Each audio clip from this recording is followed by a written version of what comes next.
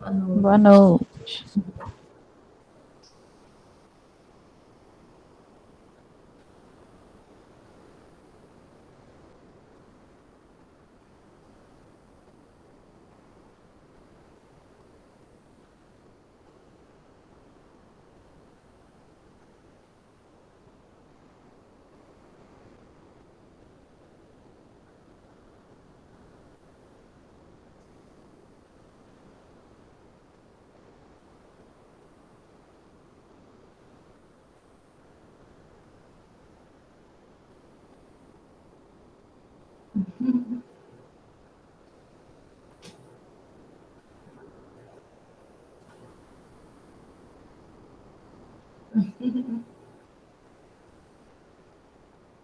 Foi. E foi. Estudamos juntas, Um dia né? desse, né? Bem recente, Um assim, dia uma coisa bem. antes da pandemia. Isso. Eu que quero. Não, que coisa boa! Nossa, que notícia legal! Ai, sim, em Portugal. Ai, que ótimo! Oh, coisa boa, fico feliz demais por ela. Vamos cuidar sim desse baby. Pois é. Eu queria. Estou me sentindo.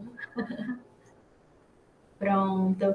Eu queria agradecer demais o convite de Priscila. Quando ela falou da ideia do Clube do Desenvolvimento, eu fiquei muito feliz. Realmente é um espaço em que eu sei que ocorre uma troca, né, bem legal entre os profissionais que estão aqui, mas não só uma troca de técnica, né, mas uma troca de acolhimento, de estar com os pais, né, que precisam muito desse apoio nesse momento de descobertas, né, principalmente para quem é pai, mãe de primeira viagem, para quem não também, que cada nova gestação, cada novo filho é um novo desafio, às vezes um tanto quanto diferente do outro. E eu vim falar um pouquinho sobre nutrição na infância. Quem tiver alguma dúvida pode me interromper. Depois, se você vai assistir esse vídeo gravado também, se tiver alguma dúvida, eu vou deixar meu contato aqui do Instagram, tá? E no final eu deixo meu contato de telefone. Então, quem tiver alguma dúvida pode entrar em contato diretamente comigo também, tá?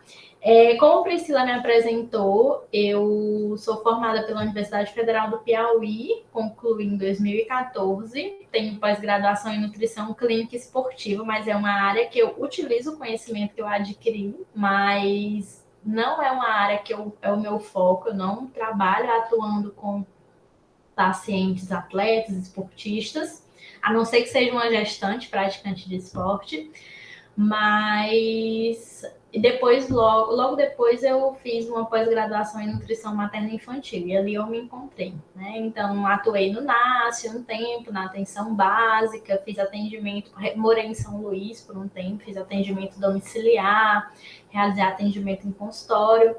Depois consegui o êxito da aprovação na residência no Hospital Universitário em Saúde da Criança, no Hospital Universitário em São Luís, em atenção à saúde da criança. Então, passei 2 anos, né, me aprofundando sobre esse público. E atualmente fiz uma formação em coach nutricional infantil, que são técnicas aplicadas que ajudam, né, tanto as crianças como as famílias realmente adquirirem bons hábitos alimentares sem aquela coisa muito mecanizada, né, que por anos a gente viu na nutrição e que a gente ainda encontra. Então, são técnicas em que a criança aprende brincando e que os pais aprendem uma nutrição mais leve, mais divertida, sem tantas restrições, sem tantas imposições e sempre levando em consideração a rotina da família, sempre levando em consideração aquela estrutura familiar, porque isso é muito importante também, tá?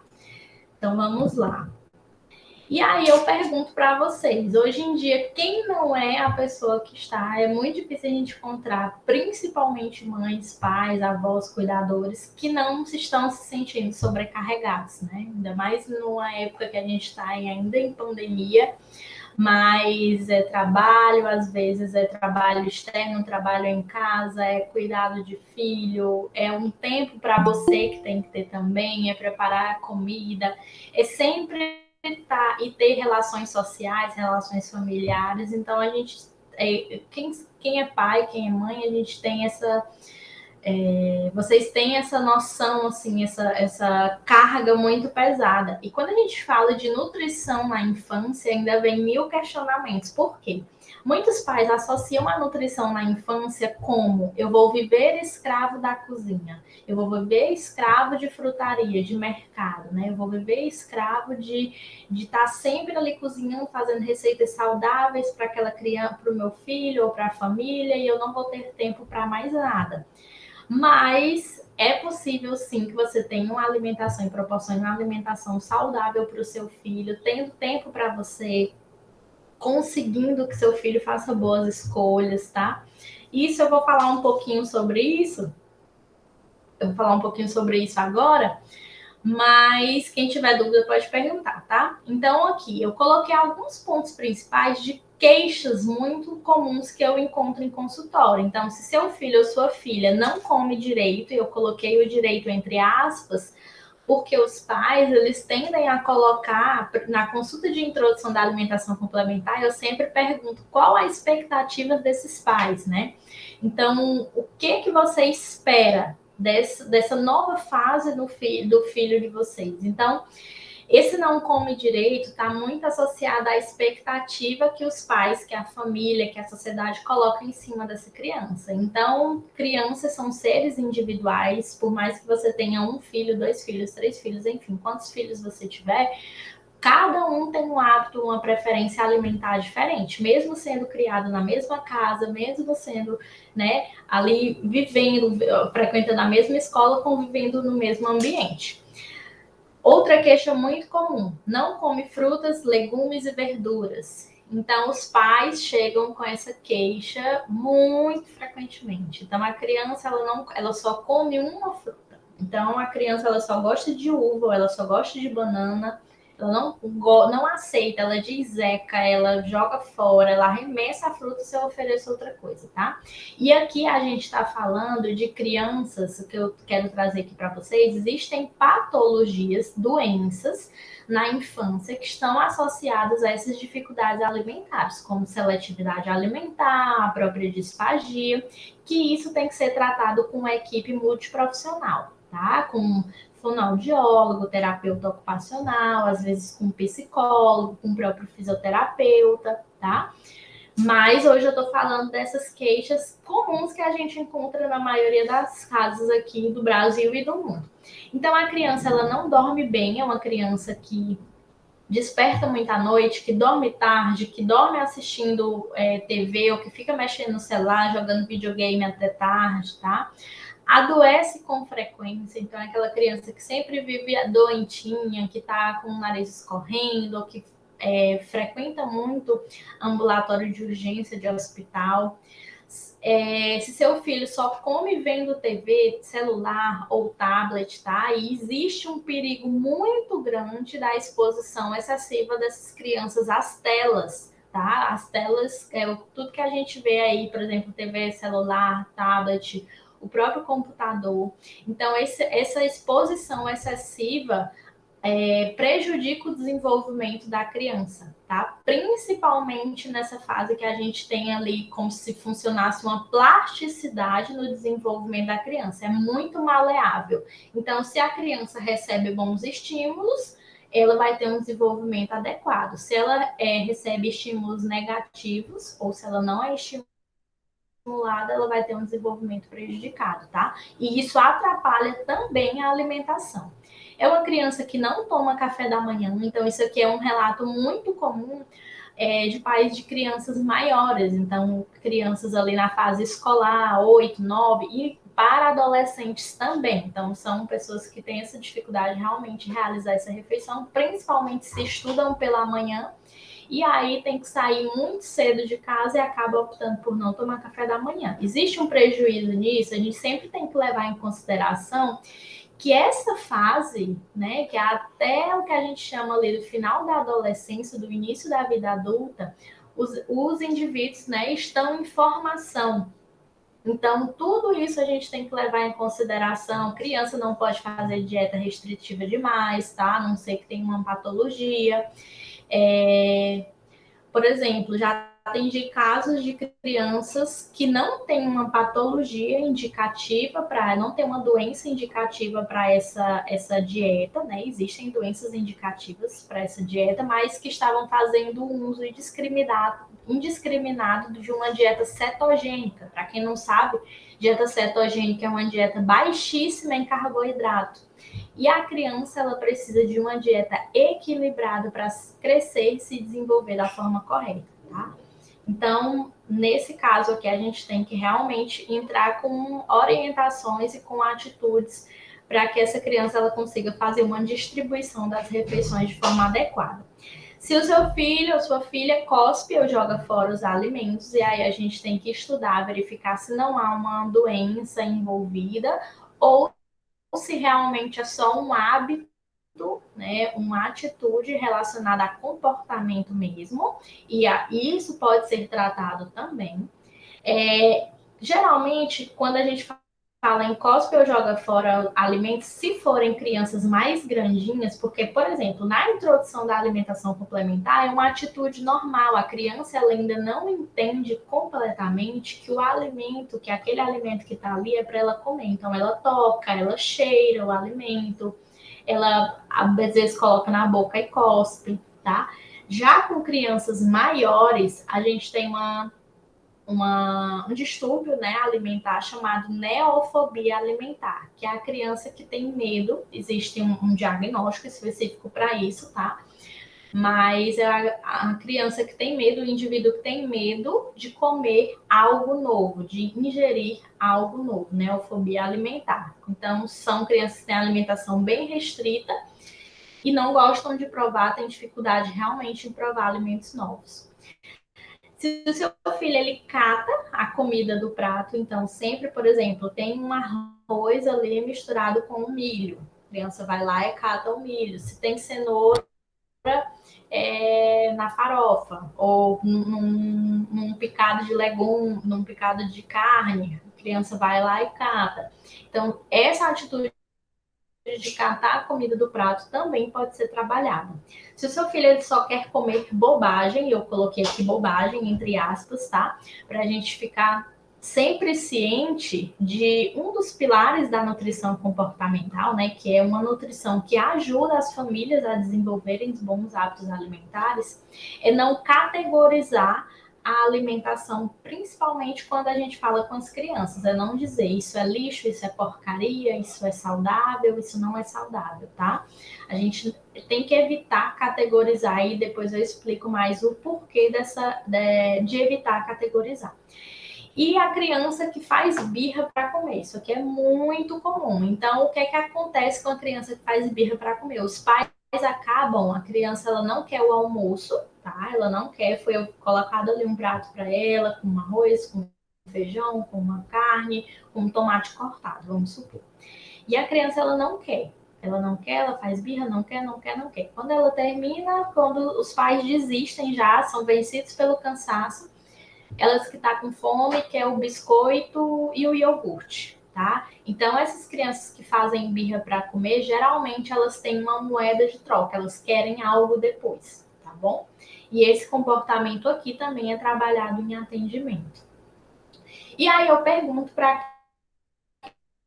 quem é mãe, para quem é pai, qual é o maior desejo, né, das famílias? É que seus filhos eles cresçam e tenham um desenvolvimento tanto cognitivo, desenvolvimento estatural adequado, tá? De tamanho adequado. É que as famílias consigam ter uma alimentação saudável, tá? Apesar da rotina que nós vivemos hoje em dia, apesar da correria, apesar da sobrecarga. Lembra que eu falei lá no início que hoje em dia a gente está realmente exercendo multifunções, né? E que os seus filhos, que isso aqui é um desejo muito latente também, que os seus filhos aprendam por si só, desenvolvam por si só essa boa escolha, né? Eles consigam fazer boas escolhas quando a gente fala em alimentos que são mais nutritivos e alimentos que não são tão nutritivos como os ultraprocessados, tá? Então, os pais, eles querem que os filhos comecem a exercer e não sejam sempre direcionados por eles. E que, além disso, os pais, as mulheres, as mães, tenham tempo, né? Quem é que não quer ter um tempo para si? Quem é que não quer ter um tempo, às vezes, de relaxar um pouco nessa vida tão corrida que a gente está? Então, como eu falei para vocês, para ter uma alimentação saudável, a gente não precisa uma alimentação saudável a maior parte do tempo, rica em alimentos nutritivos, que façam com que os seus filhos previnam doenças, né? Ainda nessa fase, que tem uma saúde aí prolongada por muito tempo. Então, como eu falei, a gente vive nessa sociedade que estimula o consumo de ultraprocessados. É a propaganda na TV que fala do biscoito, é o vídeo no intervalo do canal do YouTube que mostra um alimento diferente, um salgadinho, alguma coisa do tipo, um refrigerante, tá? Então, a gente tem que lutar contra isso, mas não vivendo refém disso. A alimentação mais natural, a alimentação saudável, ela veio para agregar saúde, não para tornar a gente escravo, tá bom? E é isso que a gente tem que aprender, a fazer com leveza, a se programar. O termo-chave é programação e é começar a fazer boas escolhas, tá? E mesmo que você acredite que não é possível, então a gente se pergunta, né? Eu vejo muito esse questionamento dos pais: como vai ser possível meu filho comer bem, meu filho fazer boas escolhas, se às vezes nem eu mesma consigo fazer boas escolhas, tá? Então a gente tem que pensar que é possível sim, principalmente nessa fase. Então, se a gente faz uma introdução da alimentação complementar da forma correta, a criança ela já vai desenvolvendo um paladar mais aberto, mais apurado, tá? E ela vai desenvolvendo uma saúde melhor também. Então, isso é muito importante. E aí, eu trouxe para vocês aqui, para a gente refletir um pouquinho. Isso aqui é uma parte mais teórica, mas eu quis trazer para vocês entenderem como que nós construímos hábitos e modulamos a nossa saúde. Então, resumindo, muita coisa que a gente da área da nutrição estuda, tá? Foi descoberto há uns 30, 40 anos atrás, porque nós vivíamos reféns da genética. Então, o que quer dizer isso? Então, se eu desenvolvia diabetes é porque eu tinha uma mãe diabética ou uma avó diabética. Então, eu tendo uma mãe diabética, eu vou quase com certeza desenvolver uma diabetes.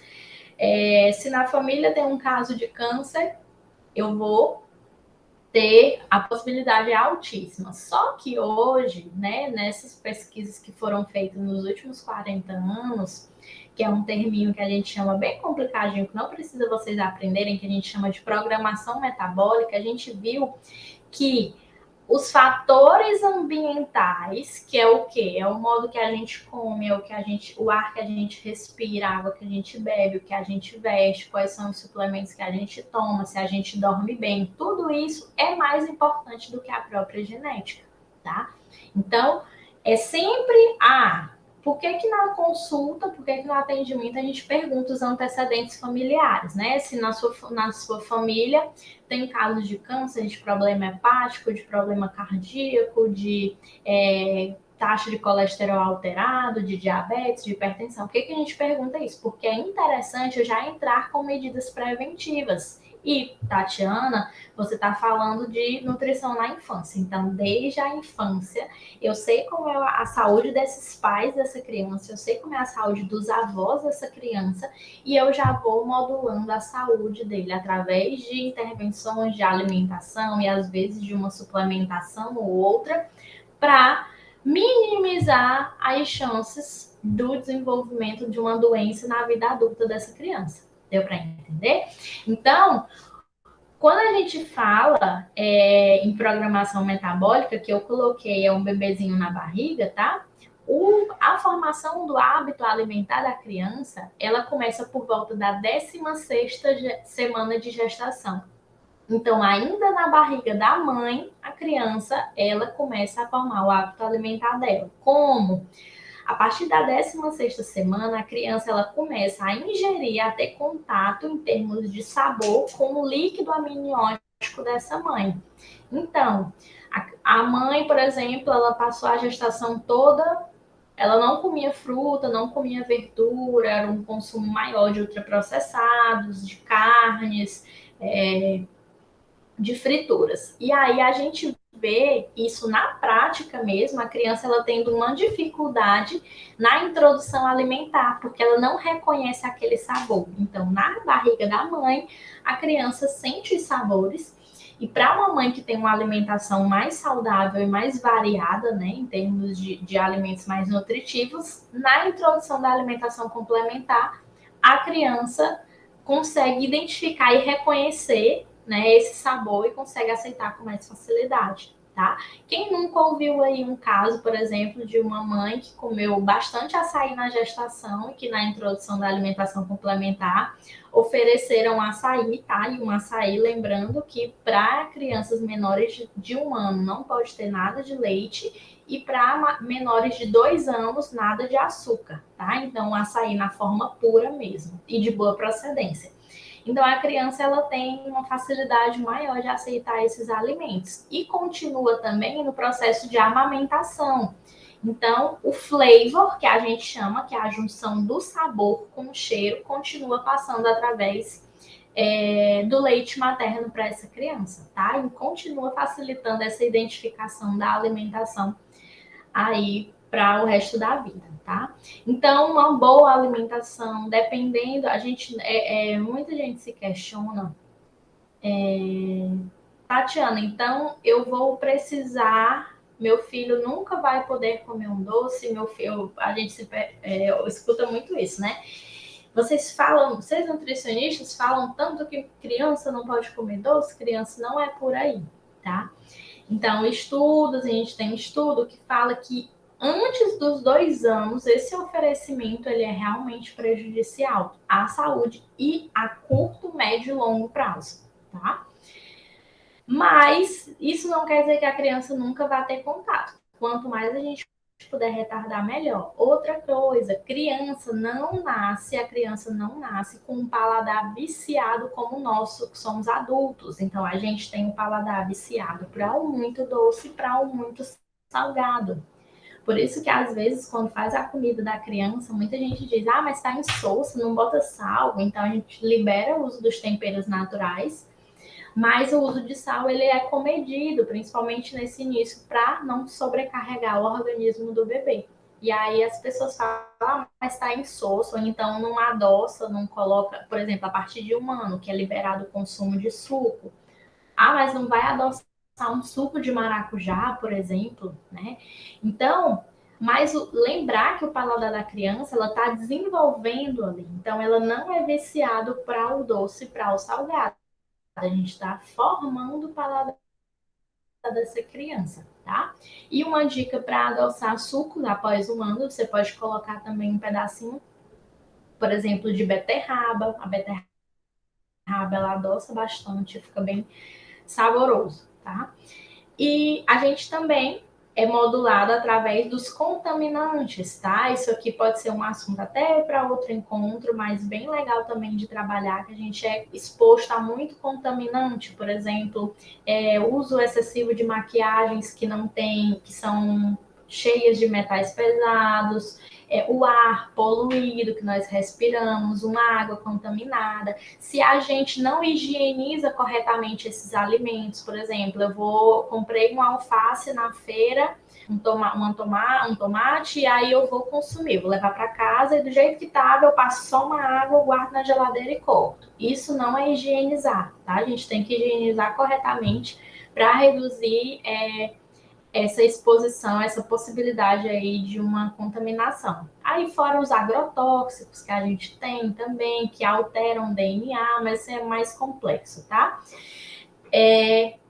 A gente também tem uma modulação, eu coloquei essa imagem, eu achei bem engraçado quando eu estava montando, porque é um exemplo assim de estresse, né? A gente vive num mundo que nós somos bombardeados de notícia diariamente, são às vezes problemas familiares, problemas no trabalho, e o estresse em excesso, ainda que na gestação tem um comprometimento do bebê, tá? Mas na infância, hoje em dia, a gente está vendo, Priscila também, que me convidou, ela trabalha com crianças também, a gente vê cada dia crianças mais cedo, mais novas, crianças com sinal de estresse, né? Então, eu atendo no consultório algumas crianças estressadas mesmo, e não é aquele estresse de birra, de nada, não, são crianças que estão estressadas mentalmente, tá? E a gente precisa tentar melhorar isso, por exemplo, com uma prática de atividade física, tá? Então, desde cedo, se nós pais, vocês que são pais, né? Eu ainda não sou mãe, mas quem é pai, quem é mãe, se não eu sou sedentária, eu não praticava atividade física, nada. Mas pensa no exemplo que você quer dar para o seu filho, tá? Então, não deixa para que ele pratique atividade física só, por exemplo, numa recreação infantil na escola, numa aula de educação física, tá? Então, eu sempre coloco isso, principalmente, por exemplo, para crianças que estão com resistência à insulina, né? Com crianças que estão com alteração de colesterol. Então, eu sempre coloco lá na prescrição para que os pais desenvolvam, né, essas atividades ao ar livre, seja andar de bicicleta, seja fazer uma caminhada, ir para um parque, tá? Desenvolva essas atividades com essa criança, além do que já é proposto na escola, que vamos falar a verdade, geralmente uma carga horária bem baixa, né? É um ou dois encontros por semana, e na época da pandemia, creio eu que não estejam nem acontecendo. A gente fala também de suplementação. Por que nutricionista passa tanto suplemento? Depende. Nem todo nutricionista entope os filhos, as gestantes, as crianças de suplemento. Em alguns casos, é preciso para a gente evitar ou corrigir uma deficiência nutricional. Vou citar aqui um exemplo. Na gestação, a gente tem um aumento dessas necessidades de vitaminas e minerais no organismo, tanto para a mulher quanto para o bebê. Então, por isso que na maioria das vezes, através da alimentação por si só, a gente não consegue atingir essas necessidades e aí precisa entrar com uma suplementaçãozinha individualizada, tá?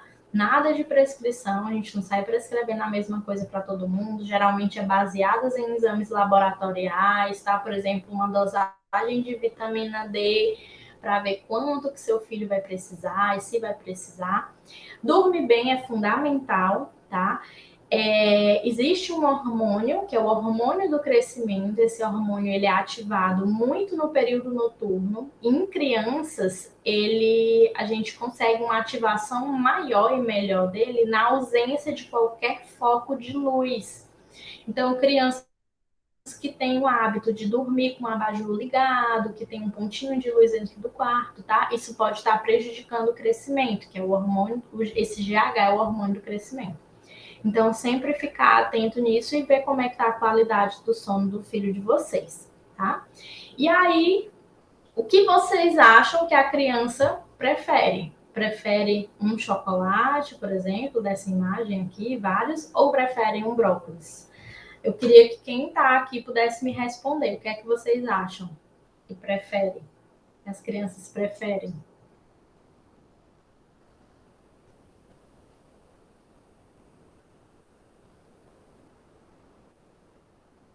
Acha que prefere o chocolate? chocolate.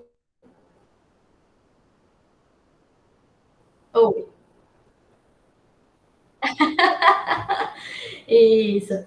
Aí, o que é que a gente acha, né? Por que que acontece essa preferência? É porque o chocolate ele é mais gostoso na nossa cabeça, né? É porque o chocolate ele é mais gostoso, ele está associado a prazer quando a gente come, porque eu sempre digo, a comida, ela não é só fonte de nutrientes, a gente tem que ver a comida como algo cultural, né? Como algo social, como algo que dá prazer também a gente comer. Então, existe, por exemplo, uma coisa que a gente chama de comfort food, que é como se fosse uma comida afetiva, né? Aqui no Piauí, por exemplo, uma Marisabel, o doce de leite que minha avó fazia. Então, a gente sempre tem essas associações. Então, a comida não é só nutrição, tá? Ela alimenta a alma, o corpo, tá? Então, a gente tem que atentar a isso também. E existem crenças alimentares, né? Então, tem pessoas que não comem isso por conta de uma crença alimentar, de uma religião específica, e a gente tem que respeitar, tá? Então, eu trouxe para vocês aqui, não precisa entender isso que eu trouxe, eu só trouxe para mostrar para vocês, eu vou explicar aqui, que o alimento, ou seja, o sabor do alimento, a cor e o cheiro, é esse pedacinho pequenininho aqui na determinação das escolhas alimentares. Então, Tatiana, se o meu filho, ele prefere um chocolate, um brócolis, eu não estou dizendo que você tem que comer só brócolis, não, tá? Chocolate de vez em quando cai bem, tá bom? Mas eu estou querendo dizer é que essa escolha, ela é minimamente influenciada pelo sabor, pelo cheiro, pela palatabilidade desse alimento. Tá, Tiana, e o que é que influencia mais? O que é que eu tenho como maior influência nas minhas escolhas alimentares, nas escolhas alimentares da criança? Há o exemplo dos pais e da família. Então, aqui, olha o tanto de pontos que a gente tem a questionar a respeito disso. Então, sempre, por isso que eu falo que eu atendo famílias, né? Então, sempre que vem uma família para para trazer uma criança para tratamento nutricional, a gente acaba interferindo na alimentação de toda a família, porque os pais passam a enxergar a alimentação de outra forma e tem que, de certa forma, dar exemplo. Tá? Então, você não vai querer que uma criança goste de brócolis, porque é o sonho de toda mãe, quase toda mãe, né? Que a criança, na introdução alimentar, tem uma foto segurada com árvorezinha de brócolis, sendo que a gente tem outras possibilidades de alimentos, tá bom? Mas se os pais não comem, se as crianças não veem os pais comendo, não veem os pais comprando para casa, como é que elas vão ter essa preferência, né? Como é que elas vão gostar de comer frutas, verduras, arroz, feijão, tá? Então, vamos lá. Outra parte importante é o ambiente que essa pessoa vive, que essa criança vive. Então, o ambiente escolar, o ambiente social que convive. E a gente tem aqui algumas desordens também que acontecem, que são as habilidades que a criança vai desenvolvendo ao longo do tempo. Então, por isso que eu trouxe isso aqui para vocês, que o sabor, o cheiro, a cor é o menor determinante, é o que menos determina as escolhas alimentares das crianças. Então a gente pensa que mas não é. O que determina as escolhas alimentares da criança, eu digo para vocês, está muito mais associado ao que elas veem, ao que elas estão inseridas, tá? Então, se na minha casa eu tenho um filho de 5 anos e essa criança, já aconteceu comigo, tipo, na época que eu fazia atendimento domiciliar, eu chegar na casa e a parte de baixo dos armários, né, eu sempre pedia licença, os pais liberavam, a parte de baixo dos armários da cozinha era achocolatado, biscoito processado, várias coisas assim, muito ultraprocessadas, muito calóricas, muito energéticas, assim, sem tantos nutrientes para aquela necessários para aquela criança. E a fruteira, com uma fruta só, por exemplo, uma banana, um cacho de banana, que eu não sei nem se os pais compraram porque eu ia fazer essa visita na casa deles, estava em cima da geladeira. Então, não fica no campo visual da criança, a criança não acessa e ela acaba não tendo contato e como que ela vai desenvolver uma preferência por comer aquele tipo de alimento, tá? E aí eu trouxe para vocês, como bate-papo aqui, não é uma coisa tão prolongada, né? Por mim eu passaria horas falando, tá? Mas trouxe para vocês como funciona um pouquinho o meu atendimento. É sempre respeitando tudo isso aqui, tá? O meu atendimento, ele não é, e eu acho que o atendimento na nutrição, ele vem mudando realmente, ele vem mudando, a gente vem entendendo que não adianta você entregar um pedaço de papel com algumas regras alimentares e não considerar uma rotina, se aquela, quem é que prepara a comida, quais são as refeições que todo mundo fazem, que a família faz à mesa, se não faz à mesa, se pede delivery, tá?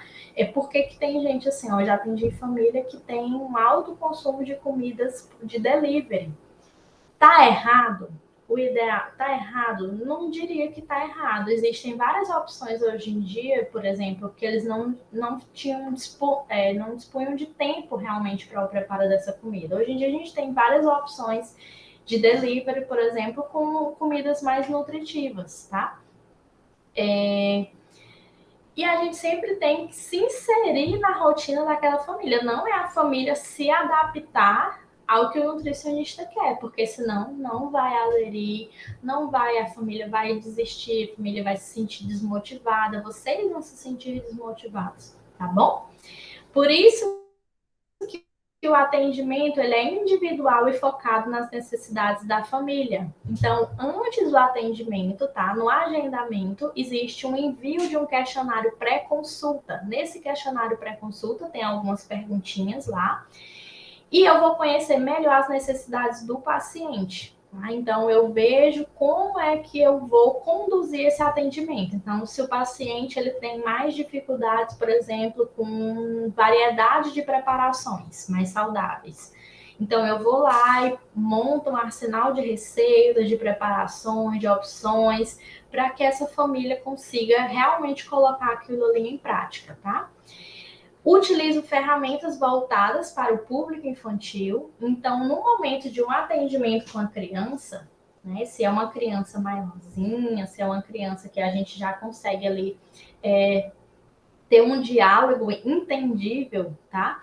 A gente não isola essa criança, ela não é uma parte passiva do tratamento nutricional, ela é uma parte ativa. Criança, eu vou conversar diretamente com ela, assim como eu converso com os pais, tá? Com vocês, mas eu converso com a criança, utilizo ferramentas lúdicas, ferramentas de educação nutricional, que a criança comece a entender realmente e comece a fazer escolhas melhores, tá bom? Motivação e tarefa para as crianças, então sempre manter essa família motivada, sempre manter vocês motivados. Como é que eu vou manter vocês motivados? Sei vocês que vão me conduzir nisso, depende de família para família, tá?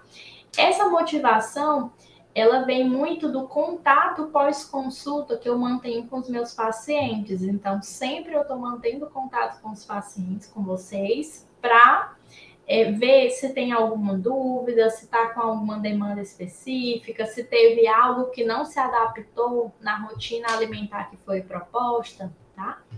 Porque o meu objetivo maior é que as famílias, é que vocês tenham uma alimentação melhor, sem tanto sacrifício, sem tanta dificuldade, tá? Principalmente para os pais, porque os pais às vezes fazem isso para, às vezes, montar um prato legal, fazer uma preparação e a criança nem toca. E aí, como a gente lida com a frustração de vocês, né? Então, tudo isso é trabalhado em atendimento e no pós-atendimento também, para que vocês continuem motivados e que essa mudança de hábito alimentar ela seja uma coisa realmente permanente. Saúde melhora, a saúde a longo prazo através da melhora da alimentação, isso aqui é fundamental e é indispensável também, tá? E aí eu queria abrir esse momento aqui para as dúvidas. Quem tem alguma dúvida em relação à alimentação infantil, fique à vontade. Se tiver alguma dúvida aqui. Oi, Tatiane. Oi, todo mundo. Boa Olá, noite. boa noite. Eu queria parabenizar, né? Te parabenizar